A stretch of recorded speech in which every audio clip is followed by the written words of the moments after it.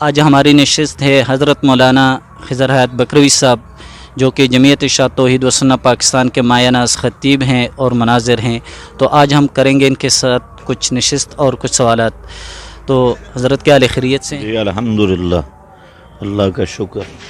اچھا، آپ کے بارے میں کچھ حضرات کی رائے یہ ہے کہ جمعیت اشاعت توحید و سنت خاص کر آپ کے بارے میں شخصی طور پر یہ کہتے کہ یہ تبلیغ کو نہیں مانتے جو مروج تبلیغ ہیں، تو اس کے بارے میں آپ کی کیا رائے ہے؟ بسم اللہ الرحمن الرحیم۔ یہاں پر دو باتیں ہیں۔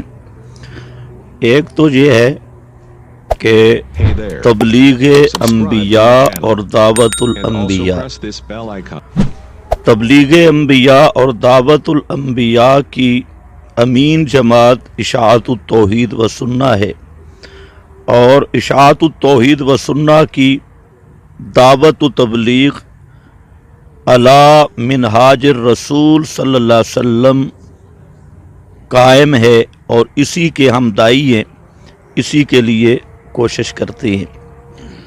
جہاں تک مروجہ دعوت تبلیغ کا تعلق ہے، جس طرح ہمارے سبز پگڑیوں والے دعوت اسلامی کے بھائی ہیں، اسی طرح ہمارے رائے بند والے بھائی ہیں یا دیگر جتنی جماعتیں ہیں، تو ہم سب کے لیے اسی بات کی دعوت دیتے ہیں کہ بجائے اپنی شخصی فرقہ وارانہ دعوت کے خالص کتاب و سنت کی دعوت اور تبلیغ ہونی چاہیے، اور ہم سب ان حضرات کے سامنے یہی ریکویسٹ کرتے ہیں کہ جس طرح آپ کا دعویٰ ہے کہ ہمارا دین نبی کریم صلی اللہ علیہ وسلم کے طریق پہ ہو، تو ہم کہتے ہیں کہ دعوت اور تبلیغ بھی پیغمبر کریم صلی اللہ علیہ وسلم کے طریق اور آپ کی سنت کے مطابق ہونی چاہیے۔ جو جماعت بھی آپ صلی اللہ علیہ وسلم کے طریق و منہاج کے مطابق دعوت تبلیغ کرے، ہمارے سر آنکھوں پہ ہے، کیونکہ ہم خود اسی کے داعی ہیں، اور جو بھی منہج نبوت سے ہٹ کر اور سنت طریق سے ہٹ کر کوئی دعوت کرے یا تبلیغ کرے تو شرعاً وہ دعوت و تبلیغ نہیں بن سکتی، اس لیے ہم ایسی چیز کی حوصلہ افزائی نہیں کر سکتے۔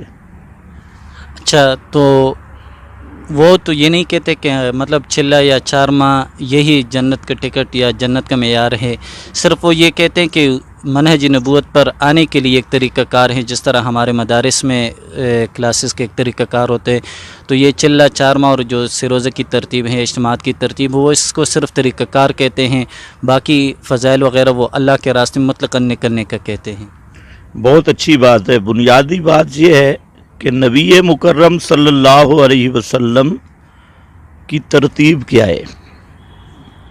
13 سال آپ مکہ میں رہے، تو مکہ میں نماز کی موجودہ تفاصیل، زکوٰۃ کا موجودہ تفاصیل، یا حج، یا یہ جتنی چیزیں ہیں، یہ ان کی تفاصیل مدینہ میں۔ تو بنیادی سوال یہ ہے کہ مکہ میں امام الانبیاء صلی اللہ علیہ وسلم کی اصل دعوت کیا تھی؟ ان میں ظاہر بات ہے 3 اصل تھے، ایک عقیدہ توحید، رسالت اور قیامت، اور ان میں بنیادی چیز جو تھی وہ مسئلہ توحید تھا، اور توحید بھی خالصتاً نفی اور اثبات کے رنگ میں۔ تو سب سے پہلی بات یہ ہے کہ ہمارے یہ بھائی جن کی طرف آپ نے اشارہ کیا، ویسے میں تو کسی خاص جماعت کی بات نہیں کر رہا، ہر وہ جماعت دیوبندیوں کے ہاں تبلیغی جماعت معروف ہے، بریلوی فرقہ کے ہاں دعوت اسلامی ہے، اسی طرح شیعوں کے ہاں ان کی اپنی جماعت ہے، قادیانیوں کے ہاں اپنی جماعت ہے، تو میں کسی خاص جماعت کی بات نہیں کر رہا۔ میری بات یہ ہے کہ نبی مکرم صلی اللہ علیہ وسلم کی دعوت خالص توحید پہ مبنی ہے، 13 سال مکہ کی۔ اب جن لوگوں کی طرف آپ کا اشارہ ہے، ہمارا سوال ہے کہ ان کی دعوت وہی ہے؟ ایک دوسری بات آپ نے یہ کی کہ چلہ سے روزہ سال وغیرہ کو یہ لازم نہیں سمجھتے طریقہ کار، لیکن میرا سوال یہ عملاً یہی چیز ہے اب ہم نے خود بھی جماعت کے ساتھ وقت لگایا. ایک آدمی چلہ لگا رہا ہے، اس کا والد فوت ہو گیا، گھر قریب ہے، تو یہ حضرات کیا کہتے ہیں ادھر نہیں جانا، چلہ ٹوٹ جائے گا. یہ پابندی کہاں سے آ گئی؟ تو یہ تو پھر مقاصد بن گئے، طریقہ کار نہیں. اور اب جماعت جو تبلیغی جماعت ہے، حضرت مولانا الیاس صاحب رحمۃ اللہ علیہ کی جو بنائی ہوئی جماعت ہے، مولانا کے امت کی خیر خواہی کے جذبے میں کوئی اختلاف نہیں. مولانا نے بہت اچھا کام کیا، ہمارے اکابر نے اس جماعت کی سرپرستی کی اور اس جماعت نے بہت اچھا کام کیا. لیکن پہلے اس کے اوائل میں شر پر خیر غالب تھی، اور اب ان پر خیر کی بجائے شر غالب ہے. جن میں قرآن پاک کی مخالفت، جہاں درس قرآن ہو انہوں نے اپنی فضائل اعمال کی دکان الگ بنائی ہے، اور اس میں باقاعدہ لڑائی ہے. ہمارے ترنول میں آپ کو کئی مثالیں دے سکتا ہوں، جہاں درس قرآن ہو یہ مخالفت کرتے ہیں، علماء اور مدارس کی مخالفت کرتے ہیں. ہم تو ویسے بھی مسئلہ کے بیان میں بدنام ہیں. مفتی تقی عثمانی صاحب جو ایک معتدل آدمی ہیں، ان کے خلاف آپ دیکھیں ان کا بیان بھی نیٹ پہ آ گیا. مفتی ظرف علی خان، ان کے بیان بھی نیٹ پہ، اب تو دارالعلوم دیوبند کا فتویٰ بھی آ گئی ہے. تو مسئلہ یہ ہے کہ جہاد کی مخالفت، علماء مدارس کی مخالفت اور درس قرآن کی مخالفت، یہ تین چیزیں، یہ کس چیز کا تمہید ہے اور کس چیز کا طریقہ کار ہے. نمبر 2، ہم کہتے ہیں کہ رائے ایک عالمی مرکز ہے اور عالمی کتاب قرآن ہے. رائے میں درس قرآن کیوں نہیں ہے؟ نہ قرآن کا درس ہوتا ہے، نہ ترجمہ پڑھایا جاتا ہے. یہ ادھر تو بہانہ کرتے ہیں کہ سارے ہر جگہ پہ عالم نہیں ہوتے، لیکن سوال یہ ہے کہ رائے میں تو عالم مقیم ہے، وہاں قرآن پاک کو تفسیر کے ساتھ، ترجمے کے ساتھ دورہ ہونا چاہیے کہ عالمی مرکز میں عالمی کتاب ہو. تو وہاں پر بھی انہوں نے فضائل اعمال پکڑی ہوئی ہے، ادھر بھی فضائل اعمال پکڑی ہوئی ہے. پھر جو طریقہ ہے کہ اصل جو دین کی دعوت ہے وہ نہیں ہے. مشرکین مبتدئین کے پیچھے نمازیں پڑھتے ہیں، 11ویاں کھاتے ہیں، کل 40 میں جاتے ہیں، کیوں جی جوڑ پیدا کر رہے ہیں. تو کسی شریعت نے ہمیں بتایا کہ اپنے مذہب کو چھوڑ دو، عقیدے کو تباہ کر دو، بدعات میں ملوث ہو، دوسروں کا ایمان بچانے کے لیے اپنے ایمان کو داؤ پہ لگاؤ. تو یہ کس کا طریقہ ہے؟ اچھا، جہاں تک فضائل اعمال کی بات ہے تو فضائل اعمال میں آپ کے بیانات میں بھی ہیں اور بہت سارے علماء کرام کی رائے یہ ہے کہ اس میں ضعیف حدیث ہے. تو حضرت مولانا زکریہ رحمۃ اللہ علیہ نے ان ضعیف حدیث کے بارے میں سند میں لکھا ہے کہ یہ ضعیف ہے. اور جہاں پر درس قرآن کی بات ہے تو ٹھیک ہے، وہاں درس قرآن نہیں ہوتا، لیکن ہر بیان میں قرآن کو تو پڑھایا جاتا ہے، قرآن کی آیات سے وہ بیان کرتے ہیں، اور مطلب قرآن کی مخالفت میں بھی تو کوئی بات نہیں ہوتی. باقی وہاں کا جو مدرسے لازم بات ہے وہاں پر ترجمہ سب کچھ ہوتا ہے. تو اس کے بارے میں پھر آپ کیا رہے؟ بہت اچھی بات ہے. ایک تو ہے کہ آپ پورے ملک میں، ہم پورے ملک میں چلتے ہیں، جہاں درس قرآن ہے ہمارے رائے والے ساتھی بھرپور مخالفت کرتے ہیں، ہر جگہ پہ مخالفت کرتے ہیں.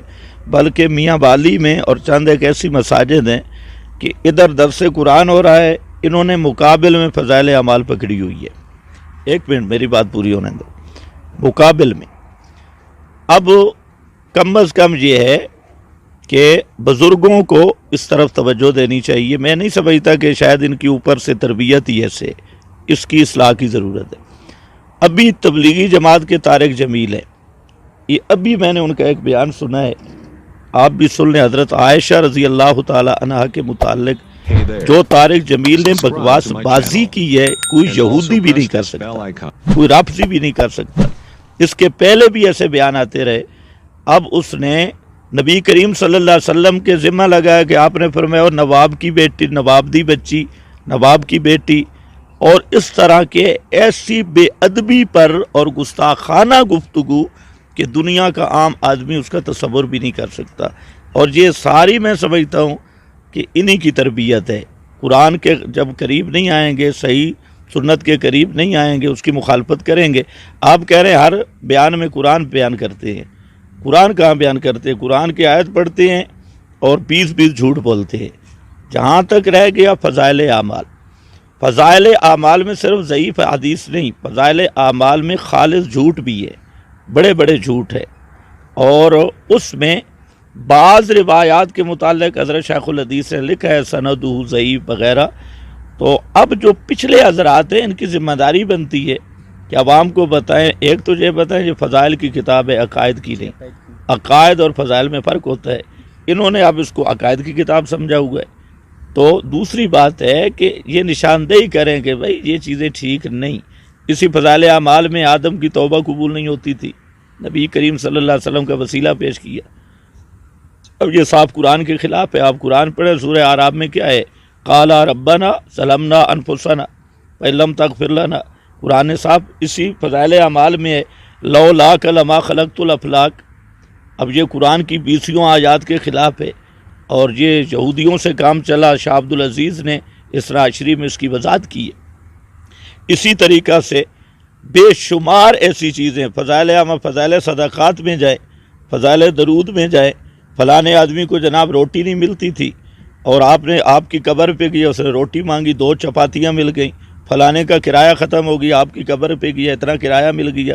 اب یہ چیزیں جب عوام الناس میں آئیں گی تو وہ توحید پہ آئیں گے جب قبروں کی طرف، مزاروں کا پوجا کی طرف جائیں گے؟ تو ہمارا اصل جو بنیادی نقطہ ہے وہ آپ سمجھے، ہم کہتے ہیں دعوت اور تبلیغ وہ ہے جس کا نصاب قرآن ہے یا محمد مصطفیٰ صلی اللہ علیہ وسلم کی زبان ہے، اور دعوت و تبلیغ کا طریقہ بھی وہی اختیار کرے جو امام الانبیاء صلی اللہ علیہ وسلم نے دعوت تبلیغ کا طریقہ اختیار کیا۔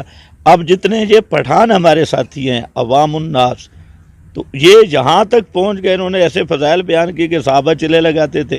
صحابہ، ہمارا ایک طالب علم تھا جہاں وہ گھر گیا، اس نے باپ کو اتنی بات کی کہ ابو جی صحابہ چلے اور سے روزے نہیں لگاتے تھے، یہ تو بعد کی ترتیب ہے۔ باپ نے بیٹے کو گھر سے نکال دیا۔ اس نے کہا اچھا، سارے صحابہ چلے لگاتے، سے روزے لگاتے، سال اندرون سال بیرون، تو اب انہوں نے پورے دین کا نقشہ ہی یہ پیش کر دیا کہ عام آدمی اس کو نہیں سمجھ سکتا۔ تو بہرحال ہم کہتے ہیں کہ اس طرز پہ چلنا، اگر چلہ سے روزہ سال کو مقصود نہ سمجھا جائے، اپنی طرف سے کوئی قیودات نہ لگائی جائے، اور قرآن بیان کیا جائے، سنت بیان کیا جائے، شرک کا رد کیا جائے، بدعات کا رد کیا جائے، تو ایسی تبلیغ کے ہم خود کرنے والے ہیں اور ہم اس تبلیغ کو مانتے ہیں۔ جہاں تک درس قرآن کو منع کرنے والی بات ہے، لازمی طور ہے کہ یہ انفرادی باتیں ہوتی ہیں، وہاں سے بزرگوں کی طرف سے ان کو یہ ہدایت نہیں ملتی۔ وہاں بزرگوں کی طرف سے تو مطلب ہر عالم کی بات سننا، ان کے بیانات میں سننا، جس ٹائم مطلب ہدایت میں یہ بھی ہوتا ہے کہ آپ وہاں کے درس کا ٹائم بھی معلوم کر لیں، اگر درس ہو تو وہاں اس وقت آپ بیان نہ کر لیں۔ لیکن انفرادی طور پر کچھ لوگ غلطیاں کرتے ہیں، یا جیسے طارق جمیل صاحب کی کوئی غلطی ہو گئی ہیں، اگر یہ ساری چیزیں بھی ہٹ جائے اور رسومات میں جانا، جس طرح 40 وغیرہ میں جانا، یہ چیزیں بھی نکالی جائے، تو پھر جو مروجہ تبلیغ ہوگی اس کے بعد مطلب آپ کی حمایت ہوگی۔ بھائی دیکھیں، مروجہ تو ہم کسی چیز کے قائل نہیں، مروجہ رسوم و بدعات میں آتی ہے مروجہ چیزیں۔ ہم اس دعوت تبلیغ کے قائل ہیں جو پیغمبر کریم صلی اللہ علیہ وسلم نے کی، جس کا نصاب قرآن ہے، اور اس کے علاوہ کسی بہانے سے بھی اگر کوئی محنت کر رہا ہے تو اس کو ہم نہ دعوت کہتے ہیں نہ تبلیغ کہتے ہیں، اس کو آپ ترغیب کہہ لیں، ترہیب کہہ لیں، کوئی اور عنوان دے۔ آپ دیکھیں، دعوت بلغ ما انزل الیک من ربک، تبلیغ قرآن کی ہے۔ اچھا، پھر ایک بات یہ بھی تعجب والی ہے کہ دعوت و تبلیغ کافر کو، ان کے مذہب میں کافر کو ایمان کی دعوت نہیں دینی۔ ہندو، سکھ، مجوسی، عیسائی، یہودی، اس کو آپ ایمان کی دعوت نہیں دے سکتے۔ تو وہ کون سا اسلام ہے جو ان مذاہب باطلہ کو اسلام کی دعوت سے روکے؟ پیغمبر کریم کی دعوت یہی تھی کہ یہودیوں کو دعوت نہیں دینی، وہ تو یا اہل الکتاب، نصارہ کو دعوت نہیں دینی، سب کو دعوت دی۔ یا ایھا الناس، پوری کا پیغمبر کریم کی نبوت سب کائنات کے لیے، اور آپ کی دعوت بھی سب کے لیے۔ اور ہمارے ان بھائیوں کی کہتے ہیں کہ کافر کو دعوت نہیں دینی، ہماری تو ہے مسلمانوں کو دعوت۔ جب مسلمانوں کو دعوت ہے نا، پھر دعوت تبلیغ نہ کہو، پھر ترغیب و ترہیب کہو۔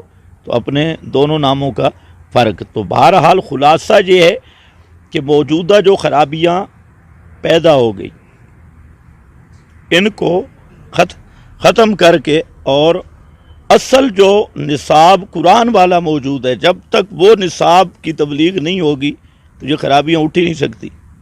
لیکن ایک بات یہ سوچنی چاہیے ہمارے ان بھائیوں کو کہ پیغمبر کریم صلی اللہ علیہ وسلم نے 23 سال تعلیم بھی قرآن کی دی، تبلیغ بھی قرآن کی، واعظ بھی ذکر بالقرآن قرآن کے ساتھ کیا۔